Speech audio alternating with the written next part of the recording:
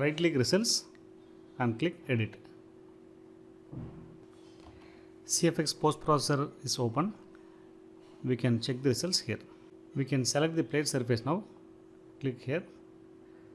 Change the mode to variable and change the variable to heat flux. You can click this button. Select heat flux. Click OK and apply. We can see the heat flux on the plate surface. This is variable. Let us calculate the average heat flux on this plate.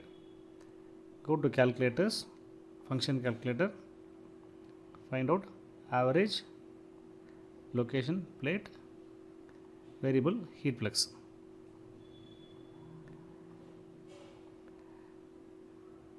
The average heat flux is 24,351 watt per meter square.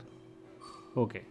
Now let us find out the total heat transfer rate, that is area integral of heat flux on the plate. So here we will be integrating the area with respect to heat flux.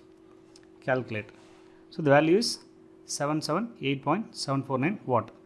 So here the width of the plate is 0.1 meter. Actually the width will be 1 meter. So we have to multiply this value by 10. Therefore the net heat transfer rate is 778.75 into 10. This is equal to 7787 watt. Okay. Let us compare this with the theoretical result. The theoretical heat flow rate is 7258 watt and from analysis we have got 7787. We can see a close comparison between theoretical and analysis results. Next we shall check the temperature distribution above the flat plate. We can go back to post processor. We can turn off this plate. Go to location. Click plane. We can create a plane perpendicular to x-axis. Therefore, we shall choose YZ plane. X varies from 0 to 0.1. Therefore, we shall create a mid plane. It will be at 0.05. Apply. The plane is created. You can click this arrow. Now go to color. Change it to variable and choose temperature. Click apply.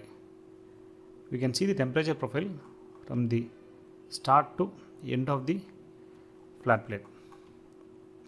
We can see at the plate surface the temperature is 293 Kelvin, that is 20 degrees Celsius, and as it goes upwards the temperature goes to 60 degrees Celsius. We can try to plot this variation in a separate chart. We shall create a line which will be intersection of this plane and then the outlet surface. So go to location, click polyline, OK, choose boundary intersection method. Let the first boundary be outlet and the intersection be with plane 1. Click apply. Now we can see there is a line formed at the end. We can turn off this plate. Now we shall plot the temperature distribution along this line. Go to chart, click this icon, chart, OK. Go to data series, location, select the polyline. X-axis will be the temperature. Y-axis will be the height. Height will be in Y direction. Therefore, you can click Y value here. Now click apply. Here you can see the temperature profile from the surface of the plate to the free steam condition. It is varying from 20 degrees Celsius to 60 degrees Celsius.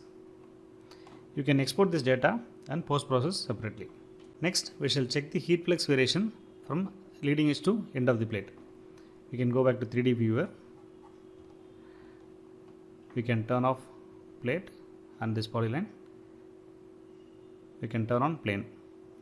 Now we shall create another polyline which will be intersecting with the plate and this plane 1. This is polyline 2. Click OK. Choose boundary intersection. Intersect with plate and the vertical plane. Click apply. Now a polyline is created at the center. We can turn off the plane. So in this polyline we shall try to plot heat flux and export the data. Go to chart viewer. Click this chart 2. Select the data series. It will be polyline 2. X-axis will be the length of the plate, that is Z, and y-axis will be heat flux. Click this button and select heat flux. Click apply. Now this is the variation of heat flux from leading edge to end of the plate. Here the heat is going out of the domain, so the heat flux is shown in negative. Similarly, the net heat transfer rate was shown in negative. Area integral plate heat flux. Here we can see negative sign is shown because the heat is going out of the CFD domain. Okay. Now we shall try to export this heat flux and compare with theoretical data. Come to the outline and select the chart viewer. Click this export option. We can type this as heat flux. Save it.